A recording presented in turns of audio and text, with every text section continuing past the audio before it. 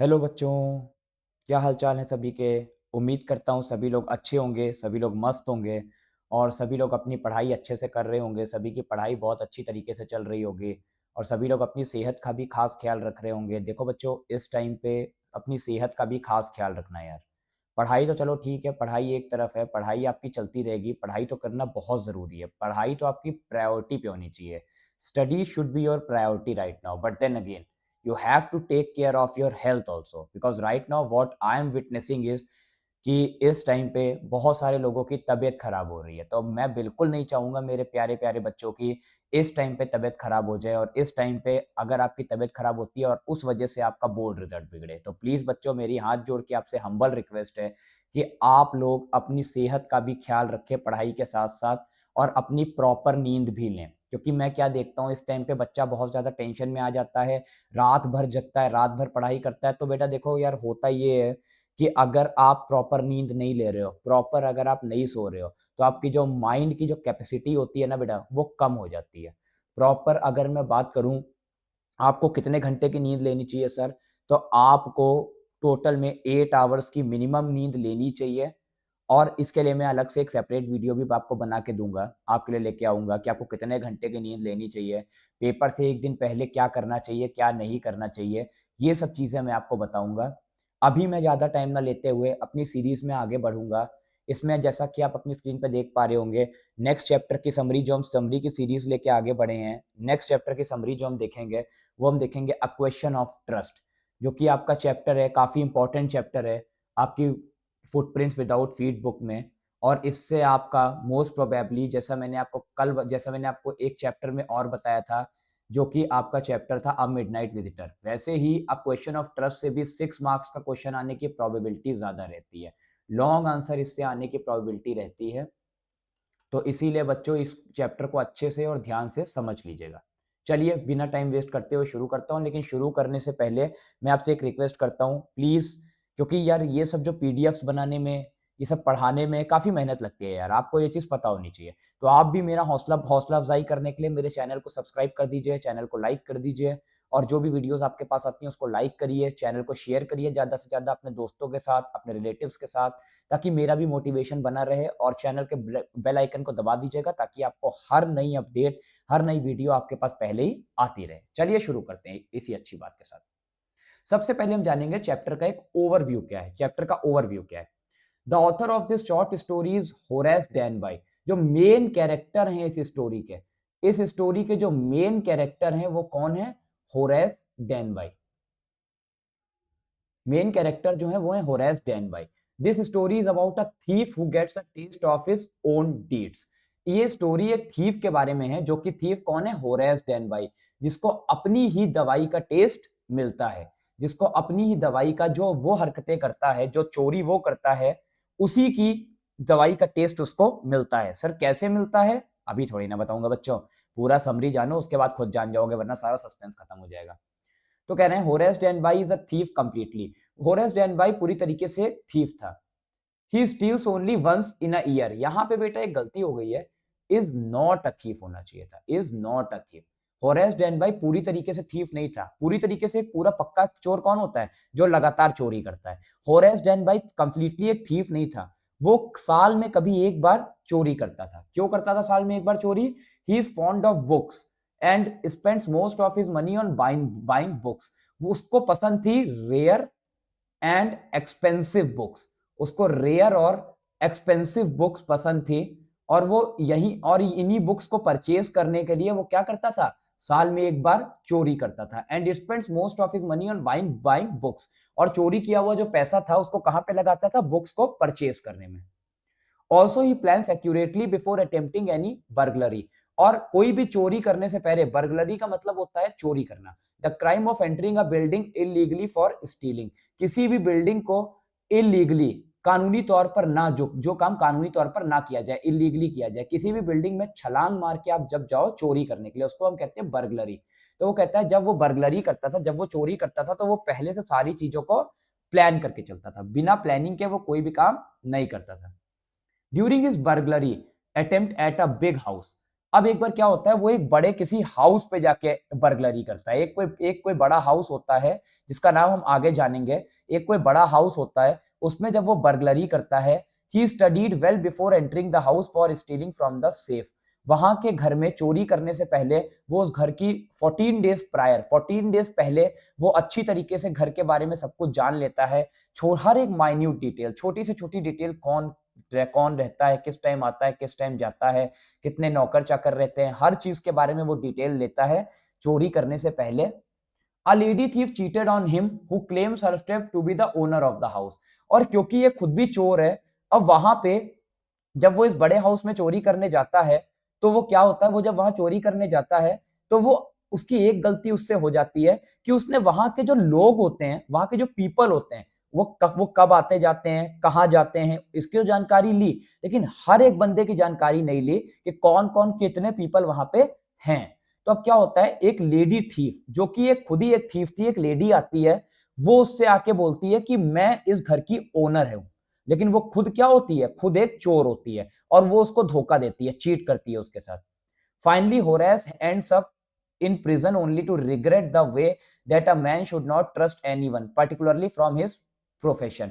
तो आखिरी में क्या होता है, होरेस को जेल हो जाती है, वो जेल में चला जाता है, और जेल में वो हमेशा इस लेडी को याद करता रहता है और हमेशा रिग्रेट करता रहता है, पछताता रहता है कि कभी भी किसी पर्सन को, किसी मैन को किसी पे ट्रस्ट नहीं करना चाहिए। और पर्टिकुलरली अगर उसके प्रोफेशन से, थीफिंग प्रोफेशन से, चोरी के प्रोफेशन से अगर कोई हो, तब तो बिल्कुल भी किसी पे ट्रस्ट किसी को नहीं करना चाहिए। ये थी हमारा ओवरऑल एक ओवरव्यू मैंने आपको दिया चैप्टर का, कि चैप्टर किसके बारे में, होरेस, कैसे एक लेडी थीफ, हमारे जो मेन थीफ हैं होरेस डेनबाई, जो कि साल में एक बार चोरी करते हैं, कैसे उनको वो बेवकूफ बनाती है, कैसे वो उनको क्या करती है, कैसे वो उनको चीट करती है। चलिए अब हम आगे चलते हैं समरी की तरफ। Horace Denby was a good person. Horace Denby एक बहुत ही अच्छे, गुड और रिस्पेक्टेबल पर्सन है। उनकी सोसाइटी में बहुत ही अच्छी रिस्पेक्ट है और बहुत ही अच्छे माने जाते हैं वो। He was 50 years old but still unmarried. अब वो 50 साल के हैं लेकिन अभी भी उनकी शादी नहीं हुई है। Horace Denby was a locksmith. Horace Denby क्या है, एक लॉकस्मिथ हैं, जो कि ताला चाबी का बिजनेस करते हैं। वो अपना ताला चाबी का बिजनेस करते हैं। जो ऐसा व्यक्ति, ऐसा पर्सन जो ताले चाबी का काम करता है, उसको हम कहते हैं लॉकस्मिथ। तो वो एक लॉकस्मिथ थे। He was a very successful businessman, और वो इस बिजनेस में बहुत सक्सेसफुल थे, जो ये लॉकस्मिथ का काम करते थे। He had 2 assistants to help him. और उसके घर में 2 नौकर चाकर थे, जो उसके घर में हमेशा उसकी हेल्प करते रहते थे।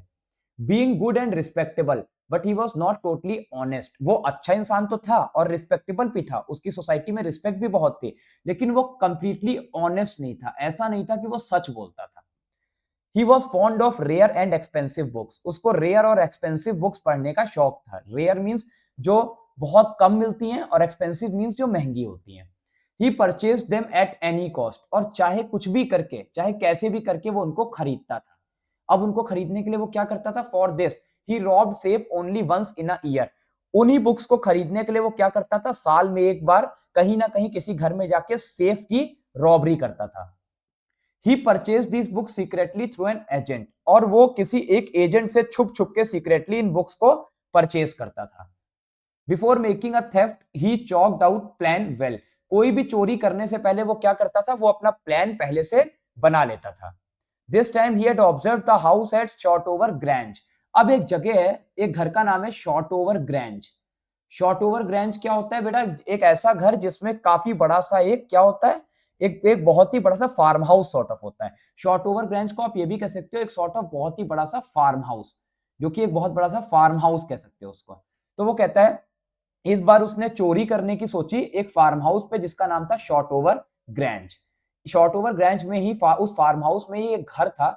उस घर में उसने चोरी करने की सोची। तो उसने क्या किया, यहां पे चोरी करने से पहले फॉर 2 वीक्स, 2 हफ्ते तक, पहले 2 हफ्ते तक जो हमारे यहाँ पे होरेस डेनबाई थे, 2 हफ्ते तक उन्होंने क्या किया, इस घर की पूरा ऑब्जर्व किया कि कौन कौन लोग हैं, कौन कौन सी वायरिंग है, टेलीफोन लगा है कि नहीं लगा है, टेलीफोन की वायरिंग कहाँ लगी है, हर छोटी से छोटी माइन्यूट चीज के बारे में भी उसने स्टडी की। He studied even the minute things about that house. तो जैसा अभी मैंने बताया कि उसने छोटी से छोटी माइन्यूट चीजों के बारे में भी स्टडी किया। The family was now in London. और जो फैमिली थी वो अब कहां थी, लंदन में। The two caretaker servants of the house had gone to the movies. Family अपनी छुट्टियां एंजॉय करने लंदन गई हुई थी और पीछे से जो उनके केयर टेकर थे, सर्वेंट्स, वो भी जो हाउस में रहते थे, वो भी कहां गए थे उस दिन, एक दिन की बात है, वो कहां गए थे, मूवी देखने। अब उस दिन का फायदा उठा के, अब मौके का फायदा उठा के उसने क्या किया, he jumped out from behind the garden wall and came inside the house. वो घर के पीछे की दीवार से फांद के आया, गार्डन की जो पीछे की दीवार थी घर की, वहां से फांद के आया और घर के अंदर घुस गया। He had taken a key from the kitchen door hook। अब किचन डोर का जो हुक है, किचन डोर के हुक में क्या रखे गए थे, सर्वेंट्स जो की थे वो कहां रखे गए थे, घर की जो चाबियां थी वो कहां रखे गए थे, किचन डोर के हुक में। होरेस डेनबाई ये सब चीजें देख रहा था अपने घर से। शॉर्टओवर ग्रैंज उसके घर के सामने ही था, शॉर्टओवर ग्रैंज पे जो हाउस था वो उसके घर के सामने ही था, तो वो वहां से खड़ा होकर सारी चीजें देख रहा था। और जब उसने ये चीज का भी पता लगा लिया कि की कहां रखी है, तो उसने क्या किया, किचन डोर के हुक से की उठा ली। देन ही वोर ग्लव्स। अब वो बहुत ही ऐसा एक थीफ था जो कोई भी नामो निशान नहीं छोड़ता था चोरी का, तो उसने क्या किया, फिर उसने ग्लव्स पहने। ही ओपन द डोर, और उसने दरवाजा खोला। He was very careful enough to leave any fingerprints, और वो बहुत ही केयरफुल था कि कोई भी उसका फिंगरप्रिंट्स ना छूट जाए, इसीलिए वो ग्लव्स पहन के कर रहा था चोरी। देयर वॉज अ वास of flowers on the table. अब टेबल पे, अब उसको एक बीमारी थी बेटा, जब भी वो फ्लावर्स की, जिसको हम कह रहे हैं हे फीवर, उसको एक बीमारी थी जिसका नाम था hay fever, HAY, hay fever. Hay fever क्या होता है, जब आप कोई भी ऐसी चीज का स्मेल ले लेते हो जिसमें बहुत ज्यादा महक होती है, बहुत ज्यादा सुगंध होती है, स्मेल होती है, तो क्या होता है, आपको स्नीजिंग शुरू हो जाती है, उसको हम कहते हैं हे फीवर। जब आप किसी भी ऐसी चीज की स्मेल ले लेते हो जिसमें बहुत ज्यादा सुगंध होती है, महक होती है, तो आपको स्नीजिंग शुरू हो जाती है, तो उसको हम कहते हैं हे फीवर। तो वो क्या था, जहां पे वो चोरी करने गया वहां पे टेबल में क्या रखे थे, फ्लावर वास रखे थे, फ्लावर पॉट रखा था sort of. The fragrance of flowers tickled his nose. अब मैंने आपको जैसा बताया कि जैसे ही, अब हे फीवर में क्या होता है, जैसे ही आप फ्रेग्रेंस ले लेते हो किसी खुशबूदार चीज की, तो फ्लावर्स की जैसे ही फ्रेग्रेंस उसके कानों तक, उसके नाक तक पहुंची, तो उसके नाक में कुछ टिकल होने लगी, बहुत ज्यादा गुदगुदी सी होने लगी और उसको छींक आने लगी। ही स्नीज्ड आउट रिपीटेडली देन, और बार बार उसको छींक आने लगी। ही हर्ड द, और सडनली क्या हुआ, जब वो ये छींक ही रहा था, सडनली उसने एक वॉइस सुनी, एक यंग लेडी की, एक यंग लेडी की जो कि रेड कलर के ड्रेस में आई थी, उसकी उसने आवाज सुनी।